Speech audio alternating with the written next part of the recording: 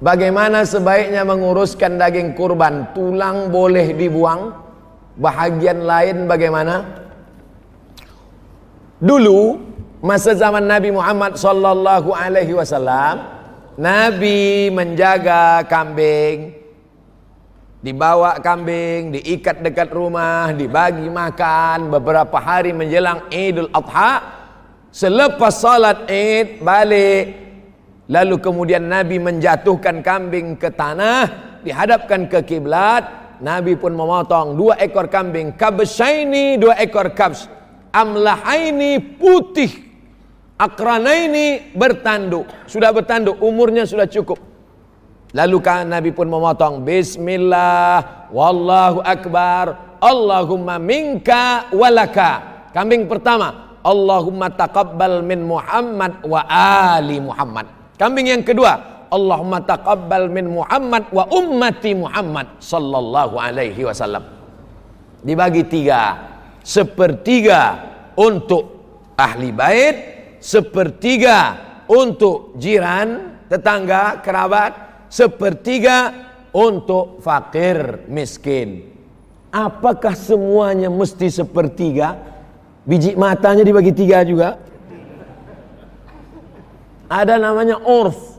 Urf, Quran, hadis, ijma', qiyas, syar'u man qablana, sadduz zara'i, qaulus sahabi, istihsan, istishab, urf. Kalau menurut urf bahwa tulang ini bisa dibagi 3, bagi 3. Tapi kalau yang kecil-kecil, ma'fu anhu, termaafkan. Begitu juga tentang masalah kulit, tentang masalah. Ada yang memang boleh dibagi 3, bagi 3. Tapi ada yang rasa-rasa tak mungkin boleh bagi 3, ma'fu anhu, termaafkan. Wallahu a'lam bishawab. Apa kelebihan membangunkan orang lain menunaikan solat fardu? Dan kita membangunkannya secara lembut dan baik. Rahimallahum ra'an. Allah menurunkan rahmat kepada seorang suami, alladzi aiqadha ahlahu, yang membangunkan istrinya dengan mengambil air. Dia ambil air, dipercikkannya ke wajah istrinya. Oh my darling. Kalau baru-baru nikah lah, honeymoon. Tapi kalau udah lama disiram aja. Hadis sahih, rahimallahum ra'an. Allah menurunkan rahmat kepada suami, alladzi aiqadha ahlahu, yang membangunkan istrinya. Lalu bagaimana dengan kami istri? Hadisnya belum habis. Rahimallahum ra'atan. Allah merahmati perempuan, allati aiqazat zaujaha, yang membangunkan suaminya. Beruntunglah tuan-tuan yang mendapatkan istri yang membangunkan, karena itu ciri istri salihah. Apa ciri istri salihah? Allati tu'inu ala imanihi, yang mampu menolong iman. Kalau dia mampu menolong solat kita, dia mampu menolong tazkirah kita, maka itulah salihah. Mudah-mudahan termasuk yang salihah-salihah insyaallah. Boleh? Ada.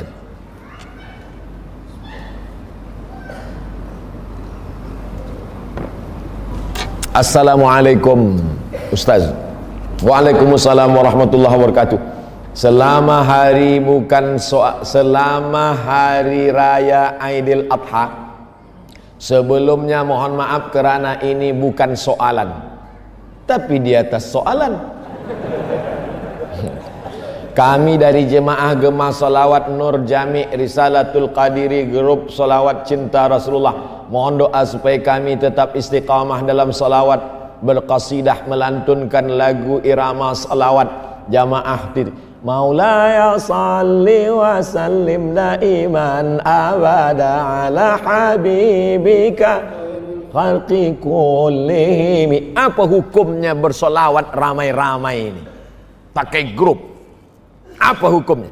Hadisnya dalam Sunan Tirmidzi. Ketika Nabi sedang duduk, tiba-tiba ada seorang laki-laki memuji-muji Nabi, membuat syair puji-pujian. Ketika dia memuji-muji Nabi, sakata wa tabassama, Nabi diam dan tersenyum. Ada orang muji-muji Nabi, Nabi diam dan tersenyum. Maka itu disebut dengan sunnah takririyah. Seandainya Nabi menyuruh, buatkan pujian-pujian, selawat, buat. Itu namanya sunnah qauliyah. Seandainya Nabi yang membuat, namanya sunnah fi'liyah. Nabi tak ada menyuruh, Nabi tak ada membuat. Tapi saat ada sahabat yang membuat, Nabi sakata wa tabassama, Nabi diam dan tersenyum. Maka ulama menulis syair-syair. Ada namanya syair burdah, ada namanya syair diba, ada namanya syair simtud durar, ada namanya syair ad-diyaul lami', ada namanya syair al-barzanji, ada namanya syair macam-macam. Di Brunei Darussalam yang populer, yang selalu syair apa? Pokoknya adalah selalu. Masa saya kecil-kecil di kampung dulu, al-barzanji. Ada ulama namanya Imam Abu Ja'far al-Barzanji. Barzanji nama kampung di Irak, Barzanjah. Ayahnya merantau ke Madinah, tapi tetap dipakai namanya al-Barzanji. Maka dia mengarang, abtadi'ul imla bismidzatil aliyah mustadirra faidal barakati ala ma ana lahu wa aulah. Maka orang pun berselawat, abtadi'ul imla, kami mulai waktu yang kosong ini bismidzatil aliyah, dengan menyebut nama Allah yang maha tinggi, mustadirran faidal barakat, mengharapkan dapat barakah. Man shalla alayya salatan, siapa yang berselawat satu kali, sallallahu alaihi biha asyra, Allah balas 10 kebaikan, wa utat anhu asyra sayiat, ditutupi 10 kesalahan, wa rufi'an lahu asyra darajat, dinaikkan 10 darajat tingkatan kemuliaan. Mudah-mudahan makin banyaklah pemuda-pemuda Islam yang mencintai salawat-salawat insyaallah. Amin ya rabbal alamin. Pak Ustadz, bagaimana menghindari was-was semasa salat? Was-was pertama datang dari air percikan, air kencing najis. Maka di dalam hammam, restroom, mesti memakai terompah kayu. Dululah, sekarang jangan buat terompah kayu lagi, dipakai. Supaya apa? Sebab a'zamul waswasah, sebahagian besar was-was itu datang daripada bilik, daripada mirhat, karena ada percikan air najis. Oleh sebab itu segala yang kecil dijaga. Selepas itu kita akan menghadap Allah Subhanahu wa taala, membaca a'udzubillahi minasyaitonir rajim, ta'awuz. Setelah itu membaca kul a'udzu birabbin nas, malikin nas, ilahin nas, min syarril waswasil khannas alladzi waswisu fi sudurin nas minal jinnati wan nas. Selepas itu menghadap Allah Subhanahu wa taala, sallu salatal muwaddi, anggaplah itu salat yang terakhir. Setelah itu serahkan kepada Allah. Datang macam-macam, la yukallifullahu nafsan illa wus'aha. Nabi punya anak namanya Fatimah. Sayyidatuna Fatimah punya anak namanya Sayyidina Husain. Husain punya anak namanya Sayyidina Ali. Muskil, datuknya Ali, cucunya Ali. Bila disebut dua Ali, Ali mana? Ali satu apa Ali dua? Maka untuk membezakan antara datuknya Sayyidina Ali dengan cucunya Ali, ditambahlah laqab Ali Zainal Abidin.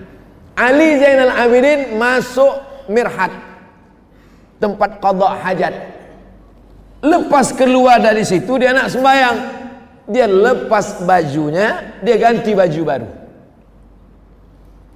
Anaknya bertanya, ayahanda Ali Zainal Abidin, ya, kenapa baju yang masuk tadi keluar diganti, bersalin baju dengan baju yang baru? Kerana aku takut kaki lalat yang hinggap tadi membawa najis. Kaki lalat, kita kadang kaki kambing pun tak peduli, begitu halusnya. Aku takut kaki lalat tadi yang hinggap di pakaianku. Padahal kalau menurut fiqh itu ma'fu anhu, kaki lalat ma'fu anhu, tapi lalat 1-2 lah, jangan 1000 lalat. Lalu kata anaknya, Rasulullah sallallahu alaihi wasallam memakai kain yang dalam mirhat restroom, tempat qada hajat, dia guna juga di saat salat.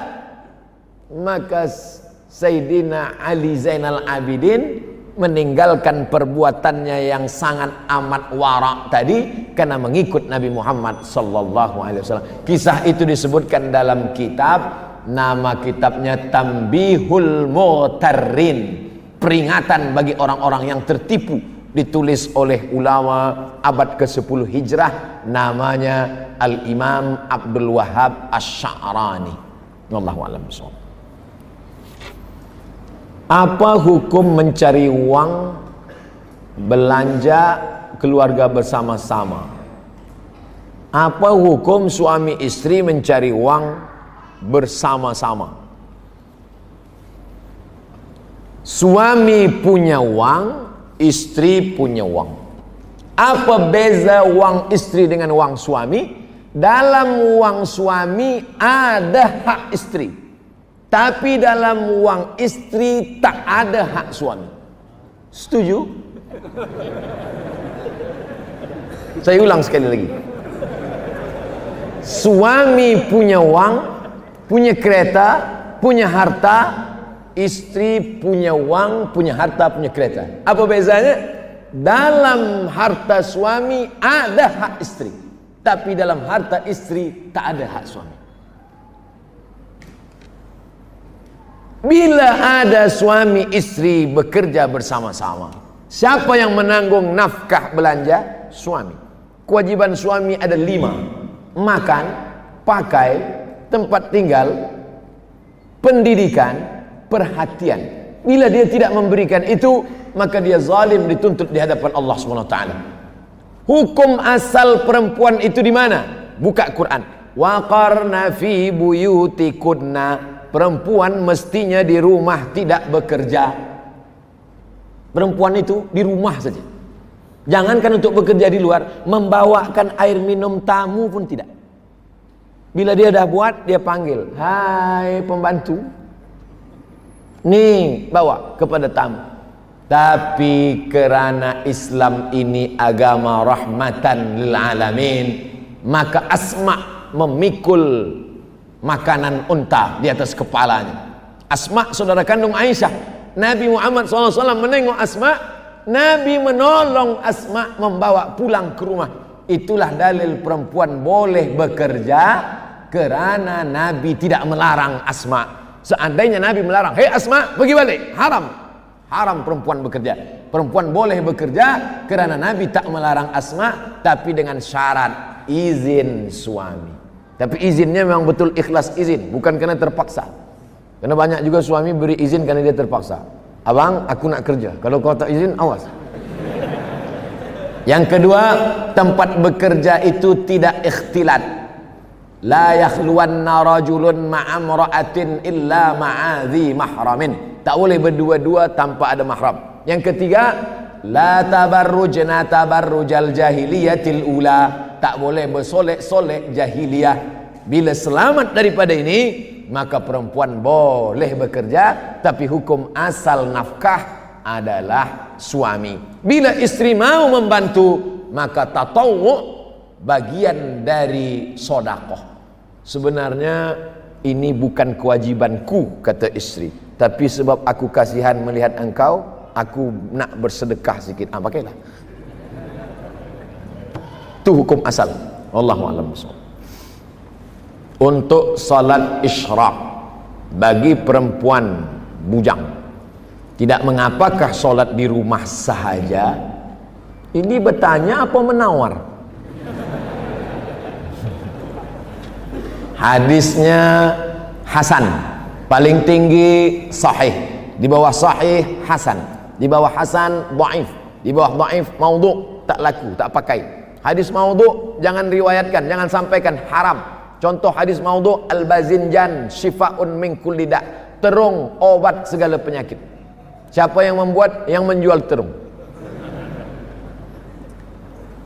Man shallal ghadata fi jama'atin, sesiapa sahaja yang sembahyang subuh berjamaah, thumma qa'ada, kemudian dia duduk berzikir mengingat Allah, hatta tatlu asyam, sampai terbit matahari, summa yusalli rak'ataini, kemudian dia salat sunnah 2 rakaat, kanat lahu ka ajri hajjatin wa umrah, maka dia dapat pahala seperti haji dan umrah. Sampai saat ini saya belum pernah membaca syarah ulama dari Sunan Tirmidzi. Hadisnya ada dalam Sunan Tirmidzi, syarahnya Tuhfatul Ahwadhi, atau dalam kitab fiqh lain yang menyatakan boleh keluar daripada 3 syarat. Sembahyang subuhnya mesti berjamaah, kemudian keluar masjid tidak, dia duduk berzikir dengan Allah sampai terbit matahari, barulah dia solat sunat isyraq 2 rakaat.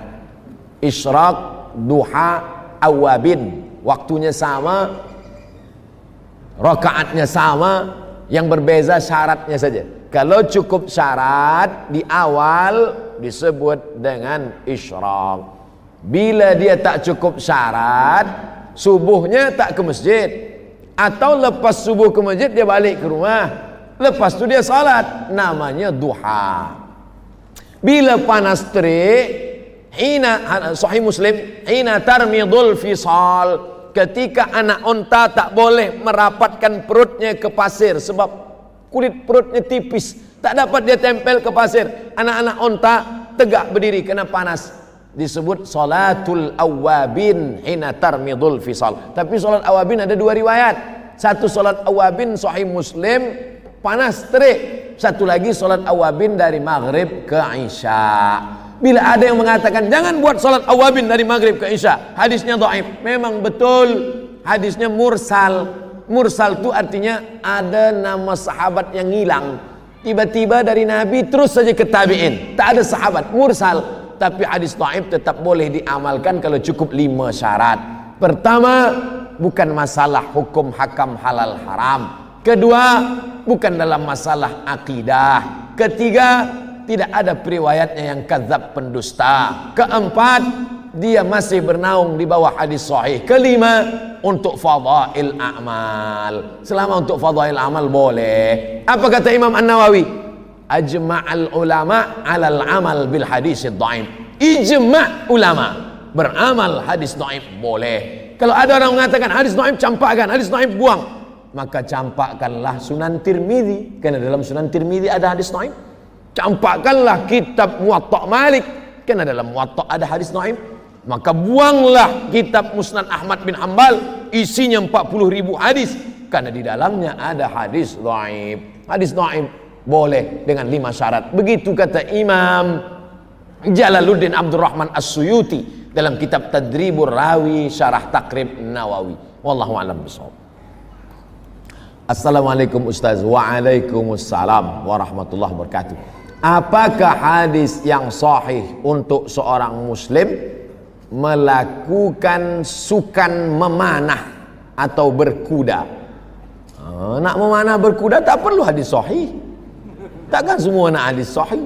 Nak makan lontong pun hadis sahih. Allimu auladakum, ajarkan anak kamu as-sibahah, berenang, warrimayah, memanah, warukubal khail, menaik kuda. Dalam riwayat lain wal furusiyah. Furusiyah diambil dari kata fars, berkuda. Apakah ini hadis marfu', mulut Nabi yang bercakap? Ikhtilaf ulama. Sebagian mengatakan tak sampai pada darajah sahih. Tapi andai pun dia dhaif tetap boleh diamalkan, karena dia bukan masalah ibadah. Dia bukan masalah halal haram. Dia hanya untuk motivasi. Tapi ini pun mesti saya jelaskan. Saya tak ingin pemuda-pemuda pergi berenang di tempat orang asik berenang. Mamam cakap bercampur aduk ikhtilat lelaki perempuan. Awak kenapa berenang? Alimu auladakum as-sibahah. Hadis lain tak ada hafaz. Hadis ni hafaz. Tak betul. Tapi yang riwayat sahih, ucapan Umar bin Khattab. Umar bin Khattab menulis surat, dikirimnya kepada penduduk negeri Syam. Buatnya surat, alimu auladakum as-sibahah warrimayah wal furusiyah. Ajarkan anak kamu berenang, memanah dan berkuda. Jadi masalah ini jelas. Jadi andai beramal berbuat tak ada kait mengait dengan ibadah mahdah, tak perlu berhajat kepada hadis sahih, ucapan perbuatan ulama, olahraga, sukan, maka ini baik sekali bagi pemuda-pemuda insya-Allah. Apalagi pemuda hawa nafsunya bergejolak, pergi berenang. Kita di Brunei Darussalam tepi laut, pergi berenang ke laut. Kalau sampai ke tengah bukan nafsu hilang, orangnya hilang sekali. Wallahu a'lam. Assalamualaikum Ustaz. Waalaikumsalam warahmatullahi wabarakatuh. Bagaimana caranya berta'aruf dengan ajnabi? Ajnabi yang tak mahram, tak ada hubungan mahram. Lelaki perempuan tak boleh berdua. La yakhluwanna rajulun ma'amra'atin illa ma'adhi mahramin. Ajnabi. Dia nak kenal, ta'aruf. Bagaimana caranya? Ta'aruf. Kalau sesuai ta'aruf, khitbah. Kalau sesuai khitbah, akad. Ta'aruf, khitbah, akad. La yakhtiba rajulun ala khitbati akhi. Tak boleh meminang perempuan yang sudah dipinang orang lain. Assalamualaikum Tuan Haji. Waalaikumsalam. Anak Tuan Haji sudah dipinang orang? Sudah. Saya nak pinang lagi. Berani berapa? Haram. Putus nanti silaturahim. Adapun khitbah, balik dari tazkirah, nampak dari jauh agak cantik, ditanya kepada masyarakat dekat masjid, anak siapa yang tadi pakai tudung apa? Saya tak nak sebut warna, nanti tahu pula.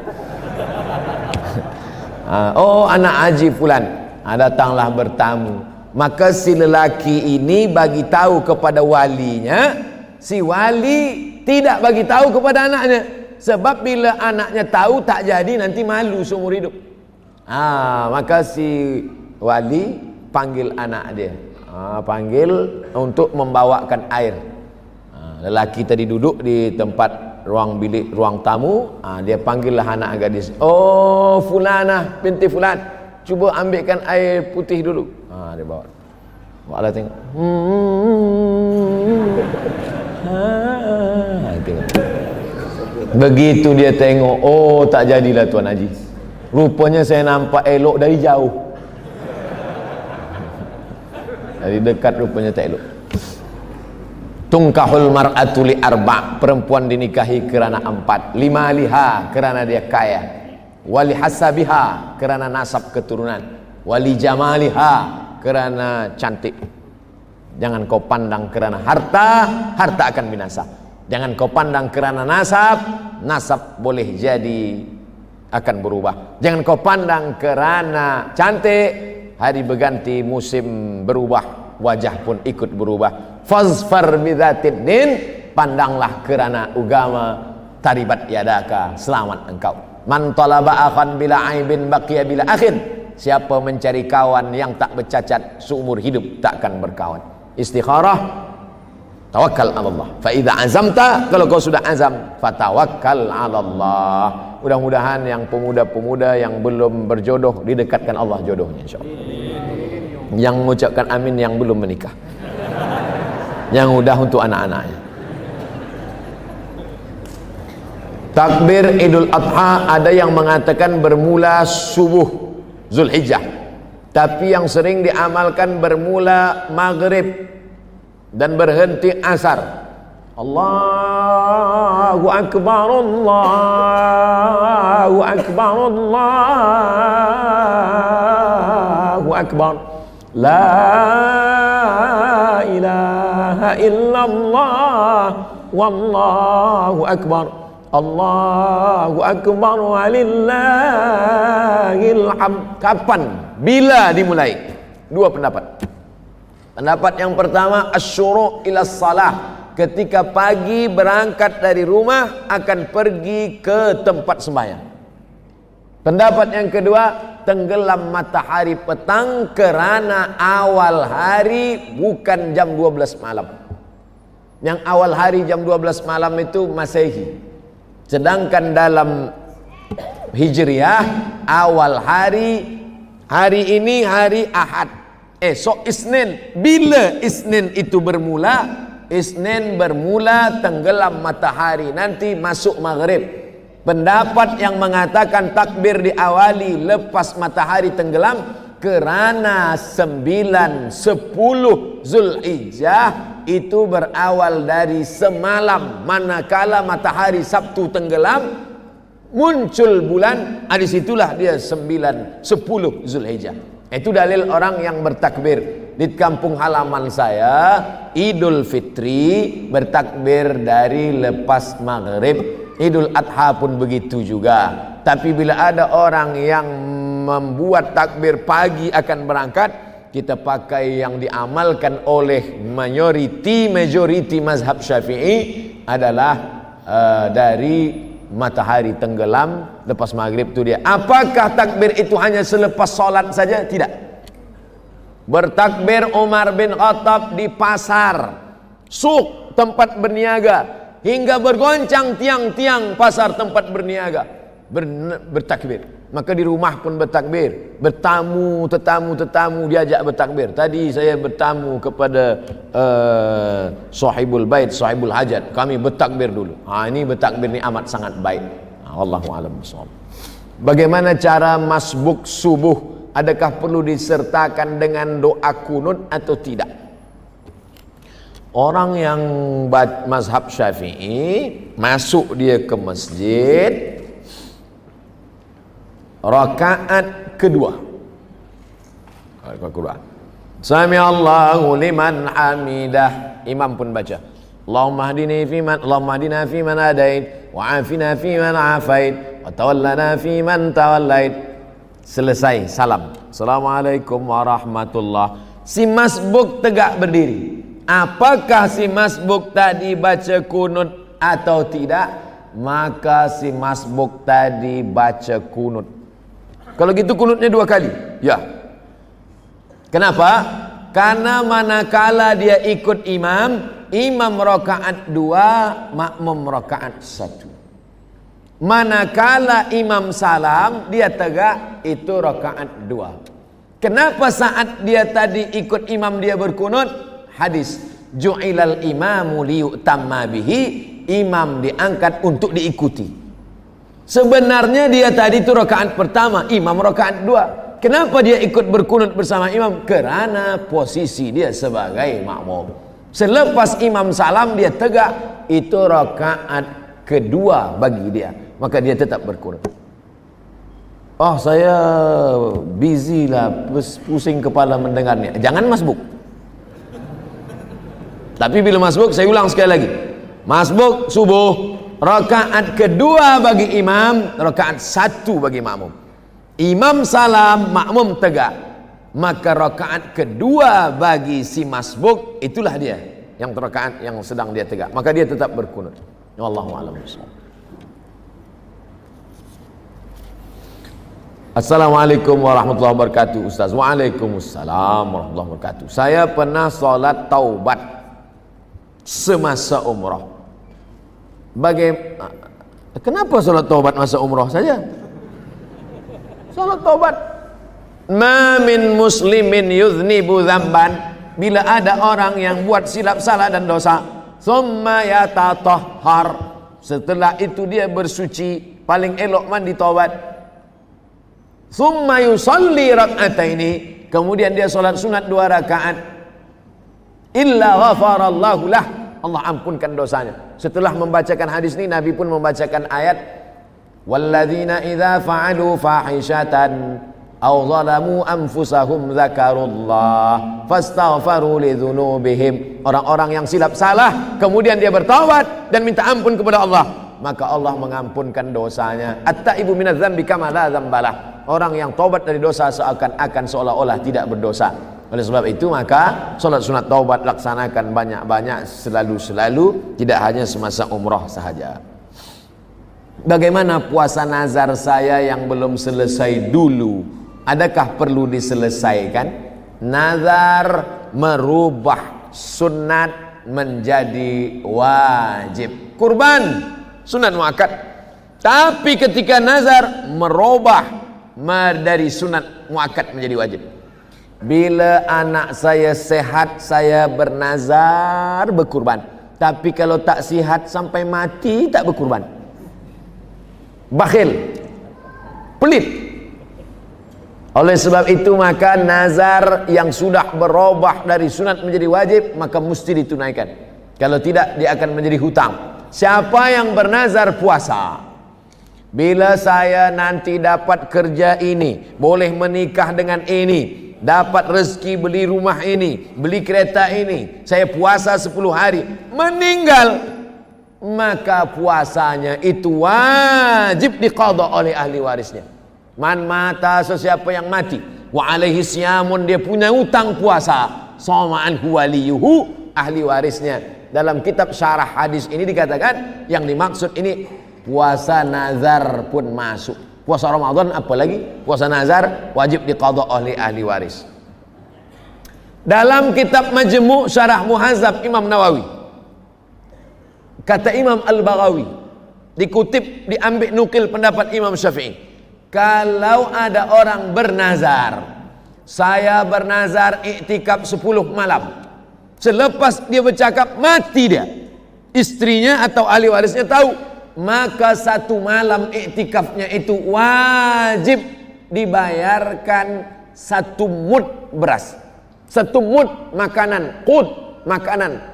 Bila dia orang Makkah, gandum, zabib, qamh, tamar wajib dibayarkan 1 mud. 1 mud itu 7 ons, 750 gram, wajib dibayarkan. Kalau tidak maka menjadi hutang. Ini dalil tentang wajib membayarkan nazar walaupun sudah mati meninggal dunia.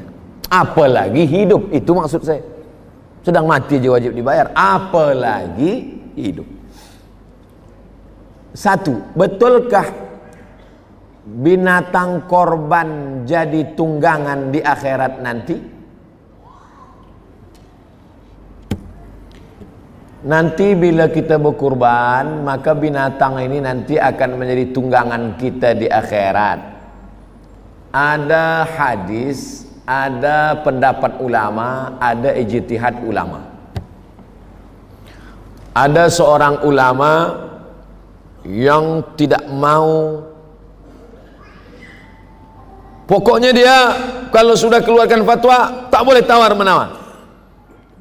Berkurban mesti 7 orang dalam 1 ekor lembu. Bagaimana kalau ditambah dengan kambing? Oh, tak boleh, karena nanti dia akan tunggangan dia lembu. Kita sekarang berhadapan dengan orang yang rasional. Saya tak nak 1 lembu dengan awak lah. Dia berpikir. Ini memahami targhib wa tarhib, motivasi.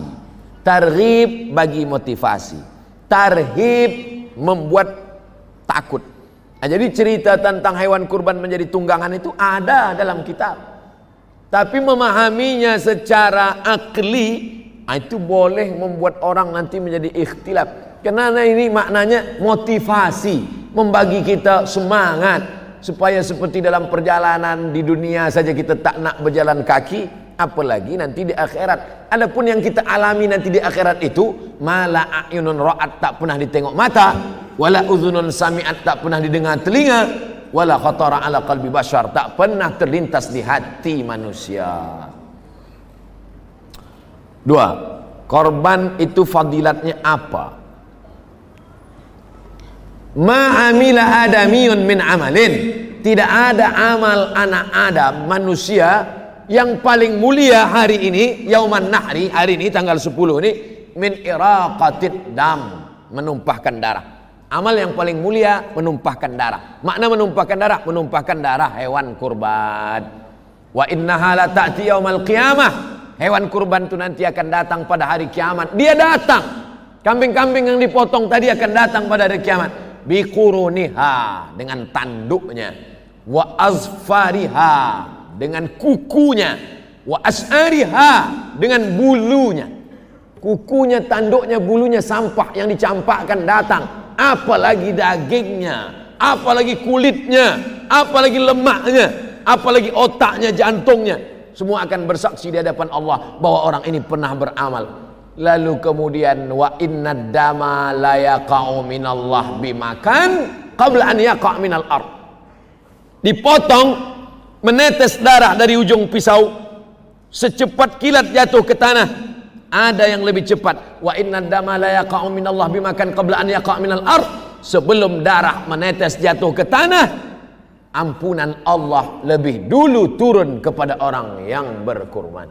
Fatibu biha nafsan, sucikanlah diri kamu dengan berkurban. Mensucikan diri dengan haji dan umrah, mensucikan diri dengan salat. Tapi ada satu lagi, mensucikan diri dengan berkurban. La yanalallaha duhumuha, Allah tidak mau dagingnya, wala dima'uha, Allah tak mau darahnya, walakin yanaluhut taqwa minkum, yang sampai kepada Allah itu adalah ketakwaan dari orang-orang yang berkurban.